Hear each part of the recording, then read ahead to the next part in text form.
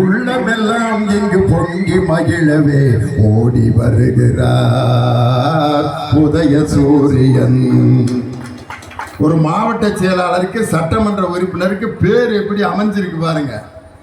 திராவிட முன்னேற்ற கழகத்தின் சின்னம் பேரறிஞர் அண்ணா கண்ட சின்னமான உதயசூரியன் என்ற சின்னத்தின் பெயரை தாங்கி இருக்கக்கூடிய சட்டமன்ற உறுப்பினர். சில பேர்லாம் பார்த்தீங்கன்னா ஒரு மேடையில் பார்த்தா அந்த மேடை அவருடைய கண்ட்ரோலுக்கு ஒரு 2 நிமிஷத்தில் வந்துடும்.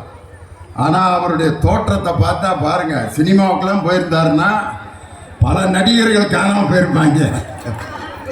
விஜயகாந்த் என்ற ஒரு நடிகருக்கு அதே இடத்துல எங்க அண்ணன் உதயசூரியன் இன்னைக்கு வந்திருப்பார். எப்படி இருக்கார் பாருங்க ஆளு. அப்படி தோற்றத்தில் மட்டுமல்ல, மக்கள் சேவையிலும் தொண்டர்களை பாதுகாப்பதிலும் தொண்டர்களின் பாதுகாவலராக இன்று வரை தன்னை தக்க வைத்துக் கொண்டிருக்கக்கூடிய உதயசூரியன் அவர்களுக்கு என்னுடைய மனமார்ந்த நன்றி, வாழ்த்து. அவருக்கு ஒரு கட்சியின் கொள்கை பரப்பு செயலாளர்ங்கிற முறையில் அவருக்கு வாழ்த்து சொல்ல நான் கடமைப்பட்டிருக்கிறேன்.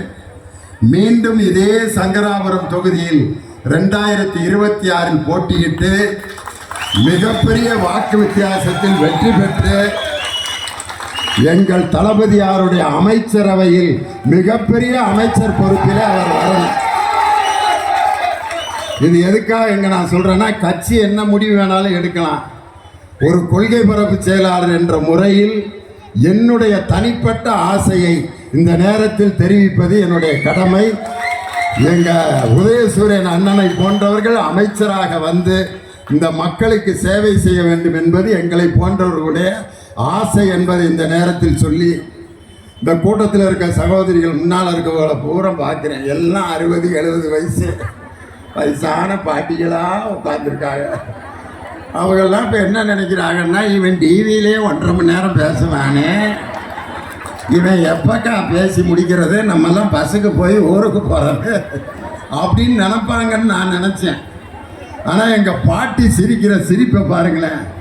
அடாடாடாடாடா, உண்மையிலே 16 வயசில் ஒரு வாலிபனை சந்திக்கிறப்ப கூட இப்படி சிரிச்சிருக்க மாட்டாங்க. அவ்வளோ வெக்கப்பட்டு எவ்வளோ மகிழ்ச்சியாக சிரிக்கிறாங்க பாருங்க. இந்த மகிழ்ச்சி வேற எந்த ஆட்சியிலும் கிடையாது. நம் திராவிட மாடல் முதலமைச்சர் ஸ்டாலின் அவர்களுடைய ஆட்சியில தான் என்னுடைய சகோதரிகள் இன்னைக்கு மகிழ்ச்சியா இருக்கிறாங்க. நான் இந்த கூட்டத்துக்கு நடந்து இந்த இடத்துல ஒரு கடையை தாண்டி வந்தேன். அப்போ ஒரு அம்மா பைய வாங்கிட்டு இருந்துச்சு. யாரடா எல்லாரும் வணக்கம் சொல்லி கும்பிடுறாங்கட்டு என்னை இப்படியே பார்த்துட்டு, இந்த ஆளை எங்கேயோ பார்த்துருக்கேனே அப்படின்ட்டு டக்குன்னு கண்டுபிடிச்சிருச்சு. டிவியில் பார்த்தா கிழமை மாதிரி இருக்கான், நேரில் நல்லா இருக்கானே அப்படின்னு. அந்த அம்மா வயசுக்கு இது தேவையில்லாத ஆராய்ச்சி. டிவியில் ஏன் நாங்கள்லாம் கிழமை மாதிரி இருக்கோம்னா, பவுடரை போட்டு லைட்டை போட்டு உட்கார வச்சுருப்பேன். இங்கே நாங்கள் அழகாக இருக்கிறதுக்கு காரணம், நான் நின்று கொண்டிருப்பது திராவிட முன்னேற்ற கழகத்தின் மேடை, தன்மானத்தின் மேடை, பகுத்தறிவின் மேடை.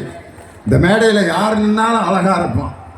அதனால தான் எந்த ஊருக்கு நான் போனாலும் எவ்வளோ நேரம் பேசுறதுன்னு கேட்டுருவேன்.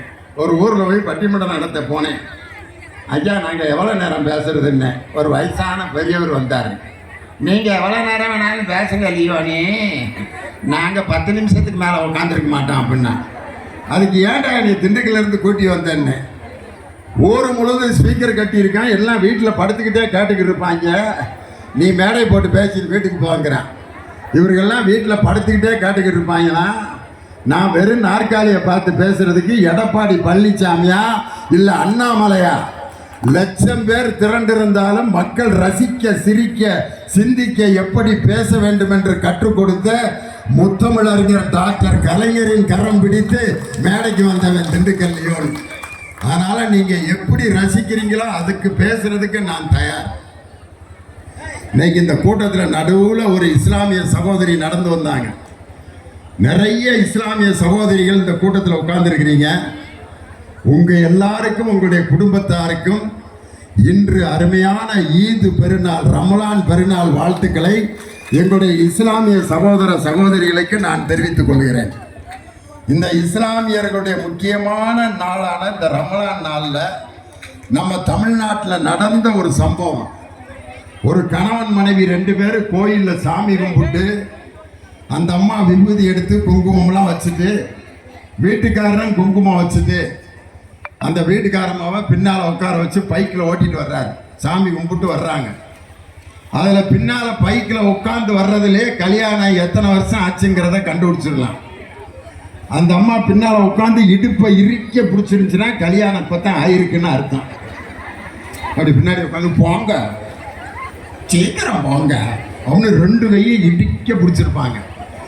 எதுக்குன்னா விட்டா நான் கீழே விழுந்துச்சாவே நீ இன்னொரு கல்யாணம் பண்ணிக்கிறதுக்கா அப்படின்ட்டு தான் அவனை இறுக்க பிடிச்சிட்டு உட்காந்துருப்பாங்க. இது கல்யாணம் ஆன புதுசுல இந்த சட்ட காலரை மட்டும் பிடிச்சிட்டு உட்காந்துருக்காங்கன்னா கல்யாணம் ஆகி 5 வருஷம் ஆச்சுன்னு அர்த்தம். வேட்டியை பிடிச்சிட்டு உட்காந்துருக்குன்னா கல்யாணம் ஆகி 10 வருஷம் ஆச்சுன்னு அர்த்தம். இன்னும் சில பேர் அந்த பேண்ட்டில் இருக்க கொக்கியில விரல மாட்டிக்கிட்டு உட்காந்துருப்பாங்க. இது கல்யாணம் ஆகி 15 வருஷம் ஆச்சுன்னு அர்த்தம்.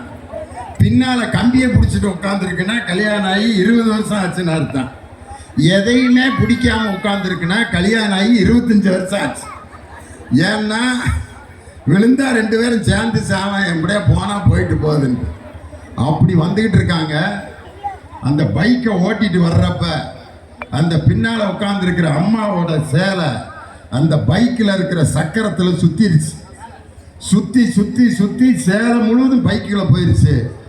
அந்த அம்மா ரவிக்கையோட நின்றுட்டு இருந்துச்சு. சேலை முழுதும் உருவணும்னா அந்த அம்மா பயந்துக்கிட்டு மானத்தை காப்பாத்துறதுக்கு இந்த 2 கையும் வச்சு போத்திக்கிட்டு பைக்கு பக்கத்தில் நிற்கிறாங்க. புருஷன் அப்படியே பார்த்துட்டு அவனுக்கு என்ன செய்யற